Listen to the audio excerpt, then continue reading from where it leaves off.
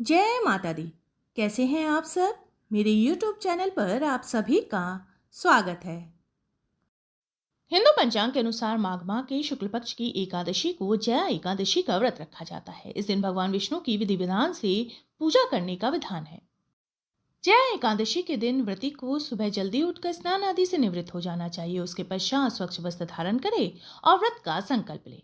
भगवान विष्णु की प्रतिमा या फोटो को स्थापित करे, घी का दीपक जलाए, धूप दीप जलाकर मिट्टी का कलश रखे। उसके पश्चात भगवान विष्णु को फल, पीले फूल, पान, सुपारी, नारियल, लौंग आदि अर्पित करे।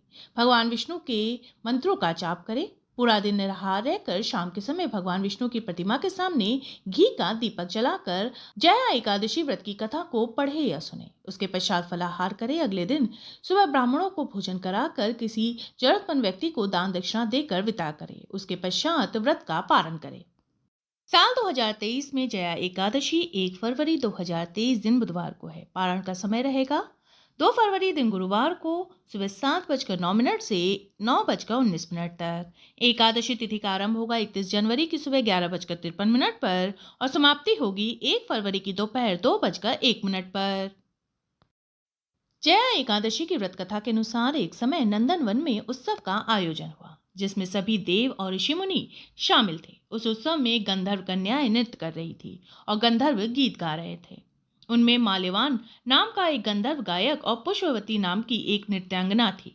माल्यवान को देखकर पुष्पवती उस पर मोहित हो गई। वो माल्यवान को रिझाने लगी। माल्यवान पर उसका प्रभाव दिखाई देने लगा और वो सुर ताल भूल गया। संगीत लय विहीन हो गया और उत्सव का आनंद फीका हो गया। उत्सव में शामिल देवों को ये बात बुरी लगी। देवों के राजा इंद्र ने क्रोध में दोनों को श्राप दे दिया, जिसके परिणाम स्वरूप दोनों स्वर्ग से पृथ्वी पर आ गए। मृत्युलोक में हिमालय के जंगल में दोनों पिचासों का जीवन व्यतीत करने लगे। वे अपने इस पिचासी जीवन में दुखी थे। संयोगवश एक बार माघ शुक्ल की जया एकादशी को उन दोनों ने कुछ भी नहीं खाया, ना ही कोई पाप कर्म किया। फल फूल खाकर ही अपना गुजारा किया। ठंड में भूख से व्याकुल उन दोनों ने एक पीपल के पेड़ के नीचे पूरी रात व्यतीत की। उस दौरान उनको अपनी गलती का पश्चाताप भी हो रहा था। उन्होंने फिर ऐसी गलती ना करने का प्रण लिया।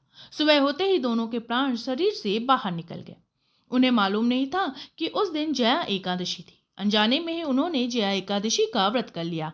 भगवान विष्णु की कृपा से वे दोनों 50 योनि से मुक्त हो गए। वे फिर से अपने वास्तविक स्वरूप में आ गए और स्वर्ग चले गए। माल्यवान और पुष्पवती के 50 योनि से मुक्त होकर स्वर्ग में आने से इंद्र आश्चर्यचकित हुए। उन्होंने दोनों से श्राप से मुक्ति के बारे में पूछा। तब दोनों ने जया एकादशी व्रत के प्रभाव को बताया।